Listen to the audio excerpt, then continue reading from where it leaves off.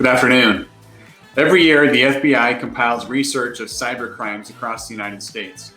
Since we'll be receiving the FBI's new 2022 report in a few weeks, I thought I'd do a quick look over the past two previous reports for 2020 and 2021 and see what they can tell us about how things have changed over the last few years.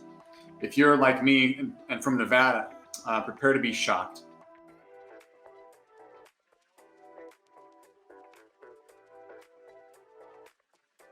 Hello, I'm Michael Kinnett, CEO and founder of Eternal Networks.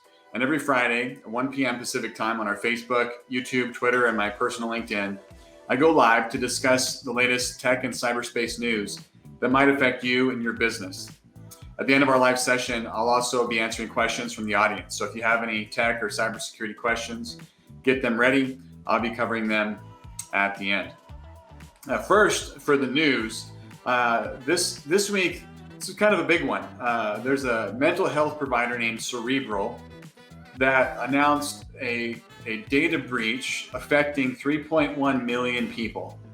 Now, if you haven't heard of Cerebral before, they're a remote telehealth company that provides online therapy and medication management for various mental health conditions, including anxiety, depression, ADHD, bipolar, and substance abuse.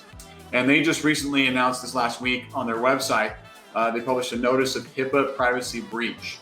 They disclosed that they'd been using some invisible pixel trackers from Google, Meta, which is Facebook, TikTok, and some other third parties in its online services since October of 2019. And those trackers were actually able to access some confidential patient information that included chart data, prescription data, mental health diagnosis, and other things for those that were using their online services. So if you were using their services, you probably received a notice of that breach. Just be wary, your information may be out there. Be extra vigilant in your online practices.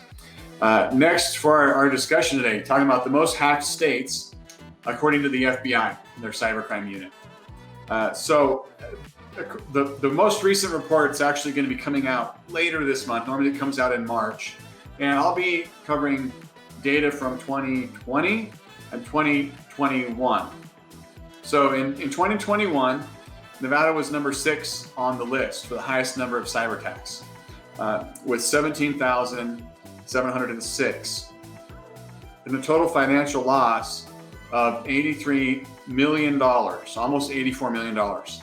And I can post a link to the report in the comment for those that are interested. And this data it's based on those that reported the crime to the FBI.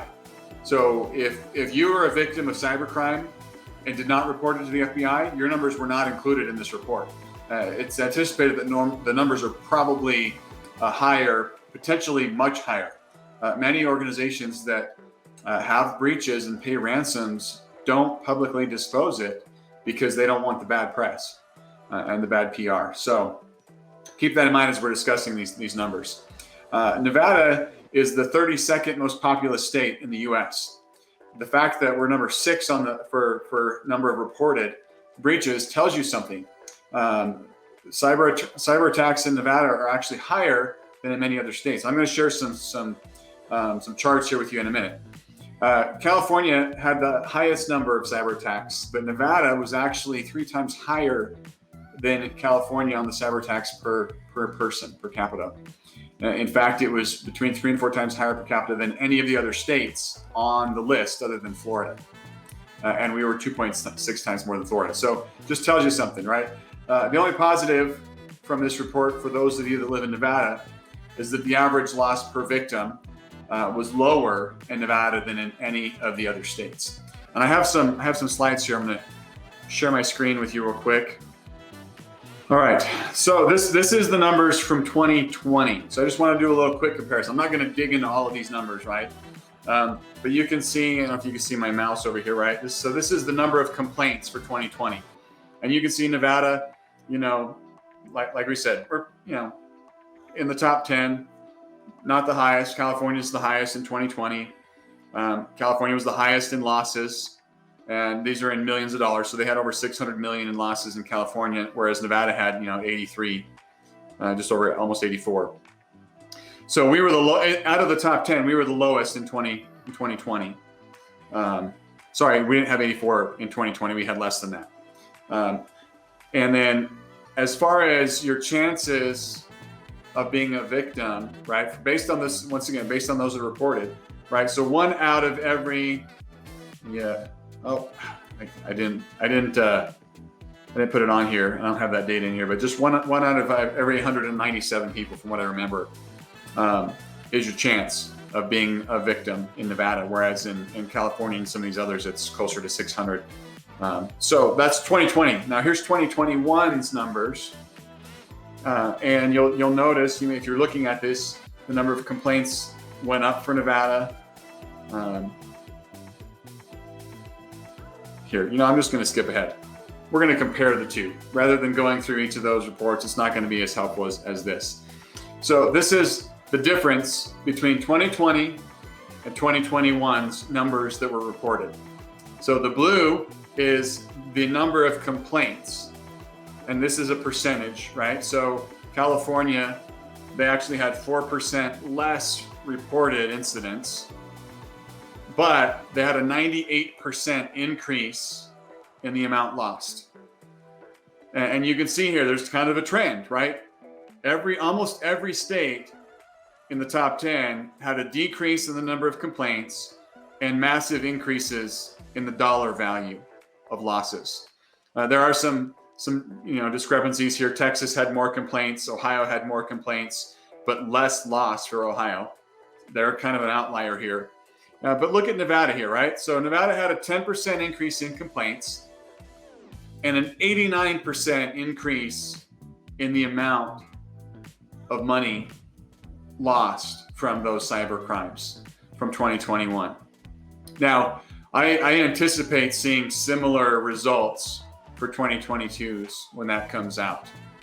That there's going to be probably higher complaints, slightly higher complaints, and significantly higher losses. And what that tells us is, right, things have changed. Things aren't what they were 2-3 years ago. Things have changed. And your chances of attack and breach, they're not decreasing, right? They're increasing. They're getting more sophisticated, and they're getting more and more out of these cyber crimes. So when we get the new 2022 numbers, I'll be sure to share those with you in an upcoming live stream or blog post, or maybe both. Share that information with you. So just know there's a lot of cyber crimes out there. Some are not reported, but of those that are reported, we have an idea of what's been going on, what those trends are. I do want to have a quick reminder. We do have a webinar coming up later this month. It's actually going to be next week. One of the most business-friendly innovations in recent years has been the rapid growth of cloud applications like Microsoft 365 and Google Workspace. And they have many wonderful benefits, productivity and other things, but there are some risks associated with those, right? And they can't protect your business data. And so we're going to be discussing some of the risks to that data with the Datto SaaS expert, Jim Robison. He's going to join us to give a rundown on the top 3 reasons why you should be backing up that SaaS data through that you have stored through Microsoft 365 or Google. I'll make sure that a registration link is posted in the comments below. I did not look and see if there was any comments or questions. I don't see any questions on here live. If you're watching this later after the fact and have any questions, you can always reach out to me through direct message or contact us on our website at ITNet.works. Hope you guys have a wonderful weekend, and we'll talk to you more next week. Have a good one.